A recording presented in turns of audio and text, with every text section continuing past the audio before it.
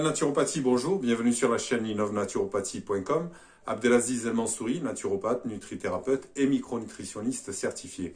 Aujourd'hui, je voulais vous parler du régime dissocié, ou plutôt du mythe du régime dissocié. Mais avant de commencer cette présentation, je vais vous demander de vous abonner si vous ne l'avez pas déjà fait, de cliquer sur la petite clochette afin de ne rien rater. Et n'hésitez pas à faire des commentaires juste en dessous de la vidéo pour ceux d'entre vous qui le regardent sur YouTube.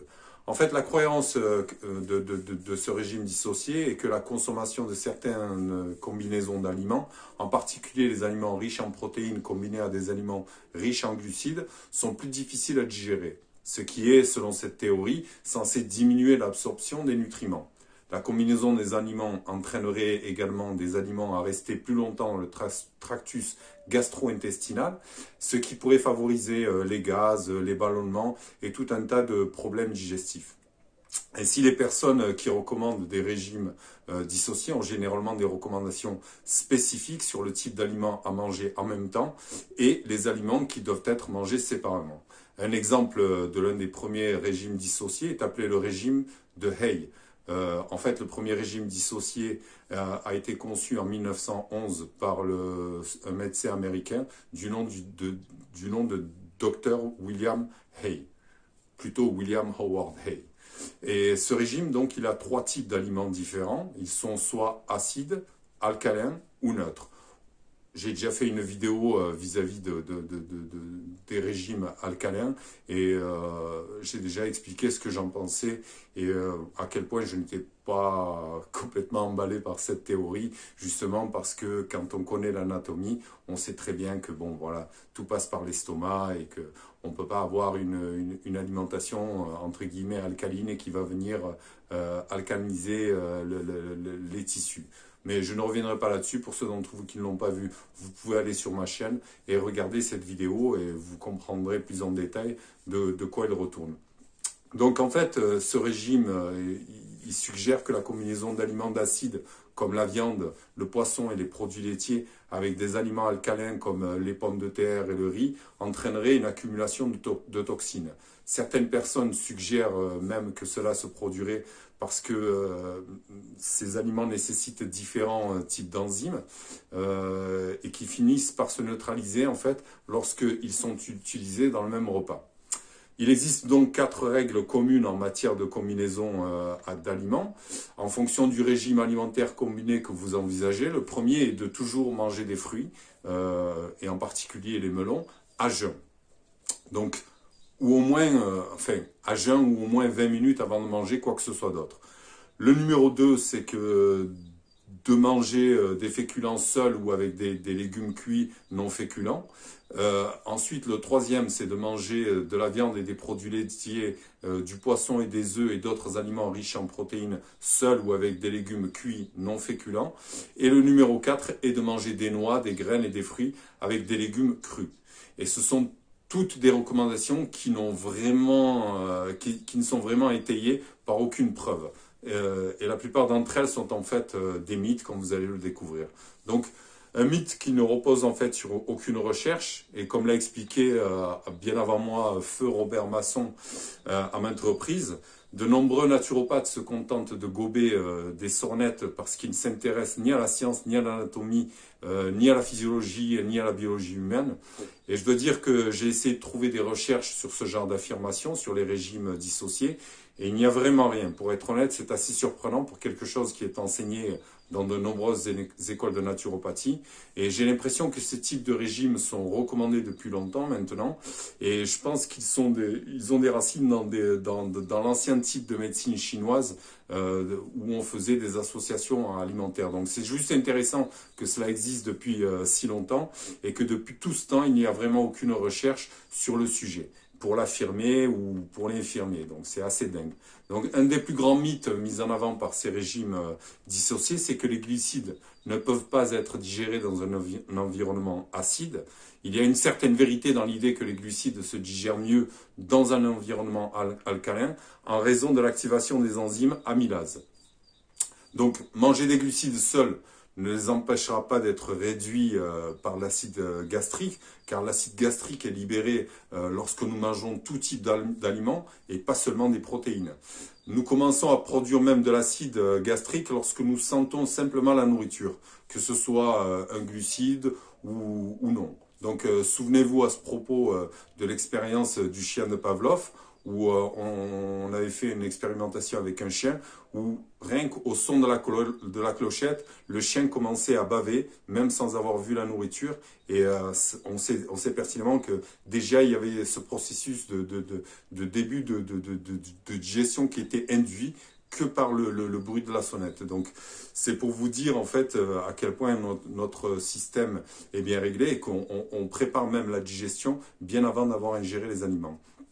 Donc si notre estomac est vide, il est acide, il ne baisse vraiment l'acidité que lorsque la nourriture pénètre dans notre estomac. Chez un individu en bonne santé, l'estomac devrait libérer de l'acide lorsque toute nourriture y entre, pas seulement des protéines.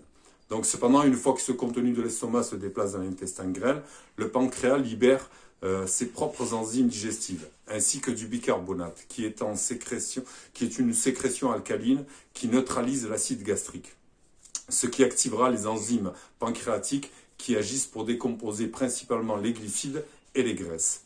Mais certaines protéines sont également décomposées dans l'intestin grêle. Mais ironiquement, le pancréas libère ses enzymes en réponse à la baisse du pH lorsque le contenu acide de l'estomac pénètre dans l'intestin grêle. Ainsi, selon la physiologie, plus votre estomac produit d'acide, plus la réponse pancréatique sera alcaline. Donc dans ce cas, la consommation de protéines avec des glucides ou des graisses pourrait en fait augmenter la capacité digestive dans l'intestin grêle. C'est donc exactement le contraire de ce qu'affirme la théorie des régimes dissociés. Complètement le contraire en fait. C'est vrai, paradoxalement, cela ne fera pas de mal d'avoir des protéines aussi dans l'estomac. Et cela pourrait potentiellement stimuler la digestion si vous mangez des choses différentes en même temps. Notre corps, comme je l'ai dit, fabrique toutes ces enzymes qui sont libérées dans l'intestin grêle, notamment la lipase, l'amylase et les trypsines. Donc c'est des enzymes qui, pour chaque macronutriment, sont adaptés pour la digestion de ces macronutriments. Et toutes ces enzymes, elles agissent sur différents composants des aliments, que ce soit, comme je l'ai dit, les glucides, les lipides ou les protéines. Donc le corps libère toutes sortes toutes ces choses dans l'intestin grêle en sachant essentiellement qu'il va obtenir un grand mélange de ce que vous avez mangé, parce que lorsque la nourriture que vous ingérez va dans l'estomac, tout se mélange à l'acide gastrique dans une substance appelée le chyme. Et c'est en fait ce qui est libéré dans l'intestin grêle. C'est un mélange alimentaire que je viens de dénommer le chyme, ou le chyme, enfin suivant comme vous le prononcez. Donc tout est déjà mélangé, et je pense que c'est aussi un de ces mythes qui va avec cette théorie, que les choses sont en quelque sorte digérées séquentiellement. Et c'est pourquoi, selon eux, vous devriez manger des choses dans un certain ordre, ce qui est totalement faux et stupide. Notre corps est bien plus intelligent que leur théorie, et il sait gérer plusieurs aliments en même temps, en libérant notamment toutes ces enzymes qui vont gérer chaque macronutriment différemment. Donc c'est comme si tout était mélangé, puis en fonction du contenu en macronutriments de votre estomac, ce sera libéré dans l'intestin grêle à des taux différents. Donc disons que vous ne mangez que des glucides généralement, le temps qu'ils vont passer dans l'estomac est un peu plus court, puis pour la graisse, ce sera exactement le contraire. En fait, ça va prendre plus de temps. Donc plus vous mangez de graisse, plus cela restera longtemps dans votre estomac, et cela ne changera donc pas le degré de digestion des aliments, ça va juste changer la vitesse de la vidange en fait de votre estomac.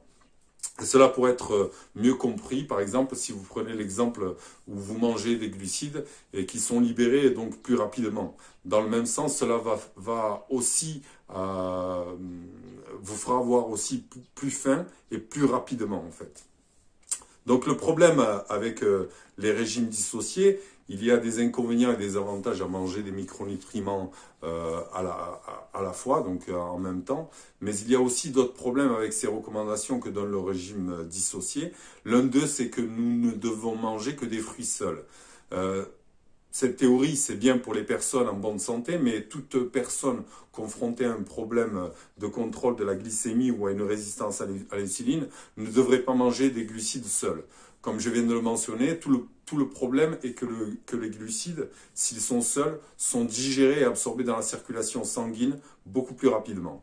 Ainsi, l'ajout de protéines ou de matières grasses à une source de glucides peut aider à atténuer la réponse glycémique à cet aliment. Et cela réduira le pic de sucre dans le sang qui proviendra généralement de la consommation de cet aliment glucidique consommé seul.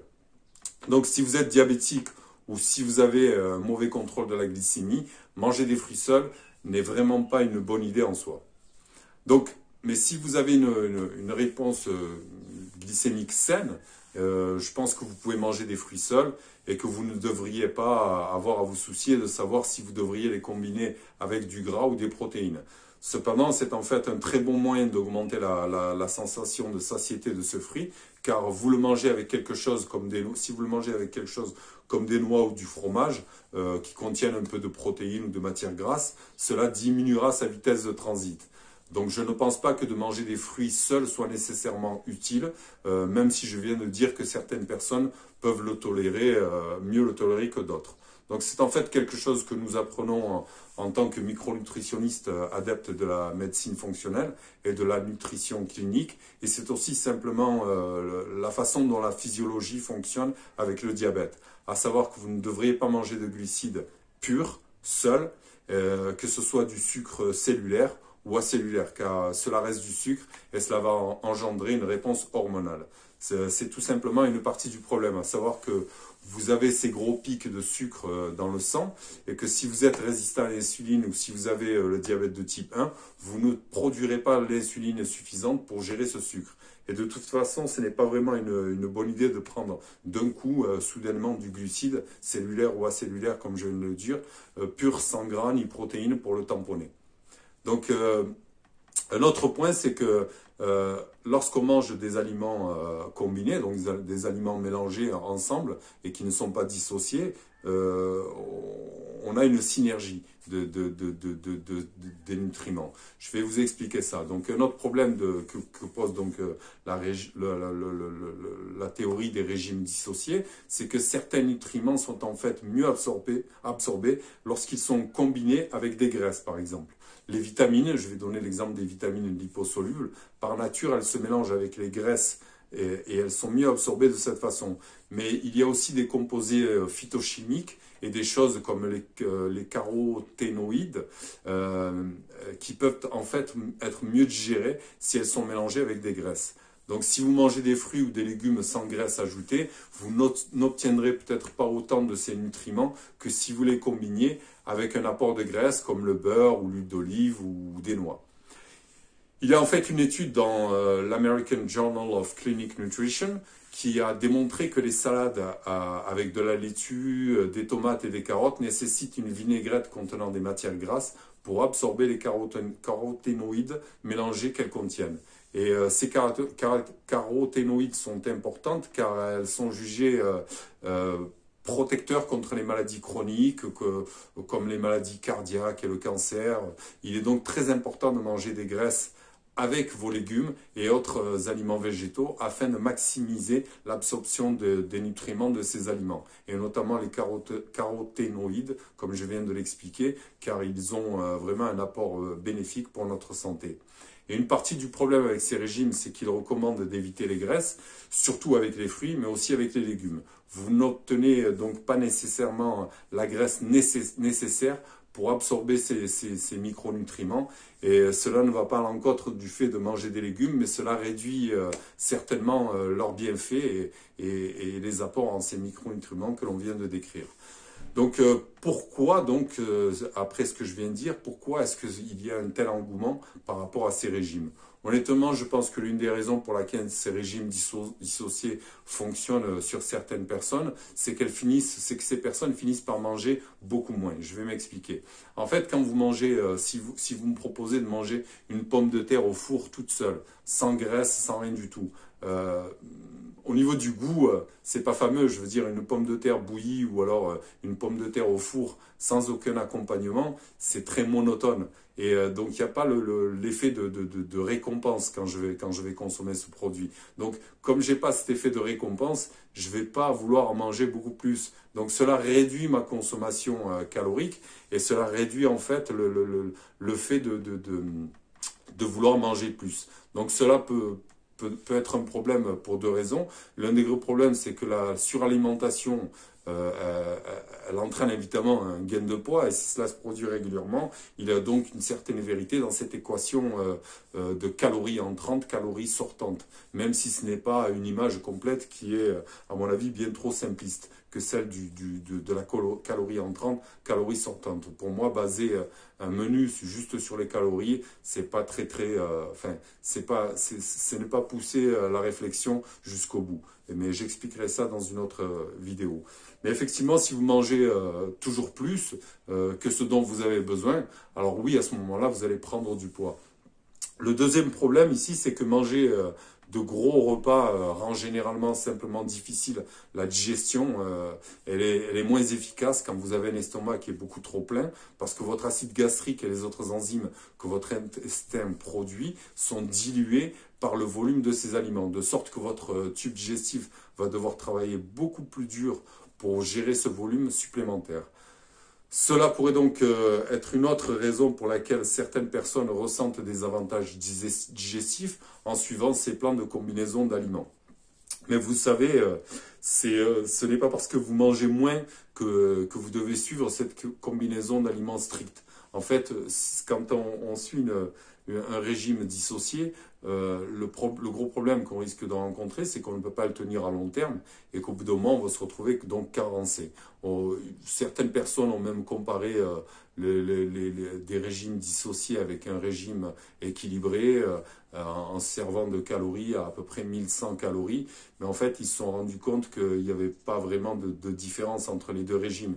Que ce soit le régime dissocié ou le régime équilibré, entre guillemets, à 1100 calories, il n'y a pas eu vraiment de grosses différences au niveau des pertes de poids.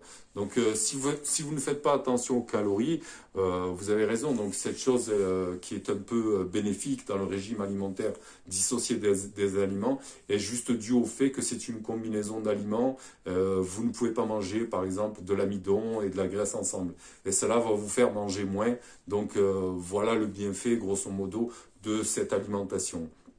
Donc c'est quelque chose que je voulais souligner, c'est que ces régimes dissociés ont tendance à être simples en ce qui concerne le nombre d'ingrédients. Et comme on vient de le mentionner, la recherche suggère que limiter la variété et le plaisir de votre nourriture peut en fait aider à favoriser le maintien du poids et peut même favoriser la perte de poids chez certaines personnes. Et comme nous l'avons mentionné ailleurs, cela s'appelle l'hypothèse de la récompense alimentaire, dont j'imagine que la plupart d'entre vous ont déjà entendu parler. Donc il a été décrit dans les recherches suggérant que les régimes très savoureux augmentaient le point de consigne de la graisse corporelle, et c'est ainsi que cela contribue en fait à l'obésité. Donc plus on a de plaisir, de récompense avec notre nourriture, et plus on va vouloir en manger. Donc voilà, c'est assez simple, et ça même les gens qui produisent les nourritures transformées le savent. Ils appellent ça le point de félicité. Donc c'est un mélange de gras et de sucre qui va nous donner cette envie de toujours vouloir y retourner. Donc si les gens essaient de perdre un excès de graisse, l'hypothèse que manger un régime alimentaire à faible récompense peut être utile pour la perte de graisse en fait. Donc pour moi, il semble que ce plan de combinaison d'aliments soit en fait un très bon exemple d'un régime alimentaire très faible en termes de récompense. Et comme nous l'avons mentionné, la combinaison de lipides et de glucides est très appétissante. Et je suis sûr que tout le monde peut dire par expérience que les aliments, lorsque vous les combinez, par exemple les lipides et les glucides, comme je viens de le dire, sont généralement plus délicieux. Repensez à ce seuil de félicité dont je parlais. Donc cela pourrait donc être une autre explication des raisons pour lesquelles les gens perdent du poids avec un régime alimentaire dissocié. Et le fait que toute tentative de contrôler la nourriture que vous mangez entraînera généralement une baisse de l'apport calorique au début. Mais sur le long terme, je pense que on fait face à des carences nutritives, notamment si on reste sur une monodiète. Donc les alternatives à ce genre de régime, moi j'aime bien citer le régime paléo parce que il est assez comme je vais dire, c'est une alimentation avec une haute densité nutritionnelle et surtout qui est tenable sur le long terme. C'est pas un genre de régime dissocié que l'on peut faire pendant un mois et puis ça va nous saouler, quoi. On va pas pouvoir continuer très longtemps ce genre de régime. Mais au-delà de ce qu'on mange, il faut penser qu'il faut réduire le stress. Donc sur un régime, par exemple, comme les régimes dissociés, peut être un apport de stress parce que faire attention constamment à ce qu'on mange ou dès qu'on va sortir, on va pas pouvoir manger comme tout le monde, etc. Donc c'est très difficile à suivre. Donc pour moi, en fait, la meilleure des solutions, c'est de gérer les à côté de notre alimentation et surtout de faire attention au niveau de la satiété, dès qu'on se sent repu, arrêter de manger et surtout de viser à manger des aliments, comment dire, naturels, entiers, avec une haute densité nutritionnelle. Et je cite encore une fois l'exemple du régime paléo. Voilà, c'est tout ce que j'avais à dire aujourd'hui sur ce régime et je vais vous souhaiter une bonne journée. Je vous remercie d'avoir suivi cette vidéo et je vous rappelle encore une fois que si vous ne vous êtes pas abonné, de le faire dès à présent et de cliquer sur la petite clochette ainsi vous ne raterez rien des prochains épisodes et n'hésitez pas à nous laisser un commentaire en dessous de la vidéo. Voilà, je vous remercie, une très bonne journée à vous.